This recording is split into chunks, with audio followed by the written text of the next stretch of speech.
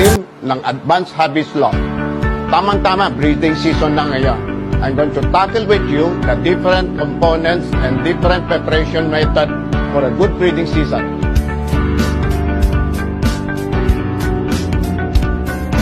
The main components of a good breeding season are, number one, you need a good bloodline. Kailan may matinding bloodline before you start your breeding. Sa pagbibili o paghanap isang breeder, you want to determine kung cock or hen. Ito mga factors you have to look into it.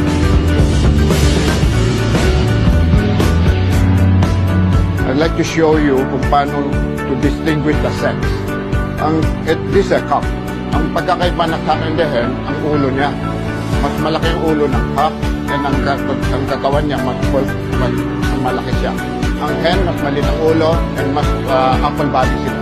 This is a cock 52 line. I'd like to show you the difference of the hen. Makikita niyo yung ulo niya, medyo mas maliit and ang katawan niya mas maliit. Paghanap isang ibon na magandang bloodline, the only choice you have is to look upon the pedigree. This is an example of my pedigree. Andito sa front ng pedigree ko ang certificate of ownership.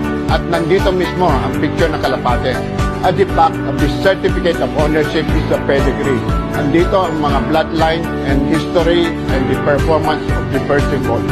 Tingnan yung pedigree, ang bloodline ng isang breeder, ang performance ng isang kalapate, ang parents niya, kung okay ang performance, o nununo niya, grandparents, you have a very good line. That's where you choose your breeder.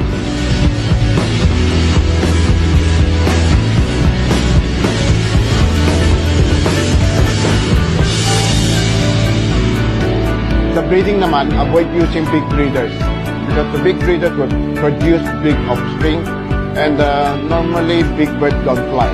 I hate big birds. Usually, I like medium birds. I'll show you one good example of the big bird. Kitang-kita niyo ang lapat ng katawan nitong ibon na ito. Normally, big birds, you need 2 hands to hold them. Kaya ang laki and big birds, mabigat sila. Hindi sila makapaglipad ng mabilis. Now, I'd like to show you the comparison between a big bird and a small bird. Makita niyo ang layo ng katawan nila.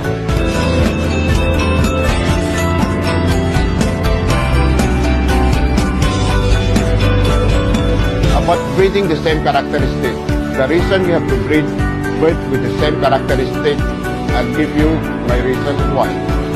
Like track and field. Ang short distance or ang 100 meters dash na athlete and the marathon, ibang body structure nila.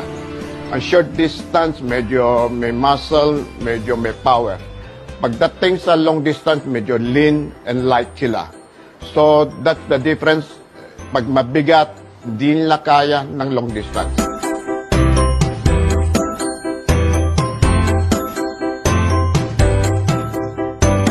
Now, let's go to the different type of breeding.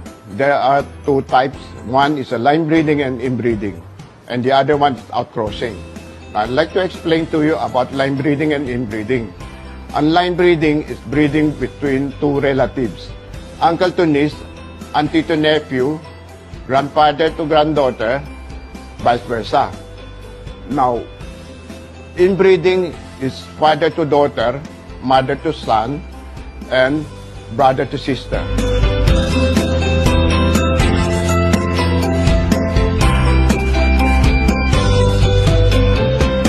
The advantage of line breeding and inbreeding is to fix the gene of the progeny and preserve the winning line.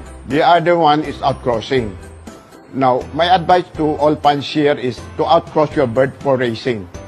You line breed and inbreed them for breeding stock. But once you want to raise them, I would advise na i-outcross mo for more vigor and more stamina and more endurance.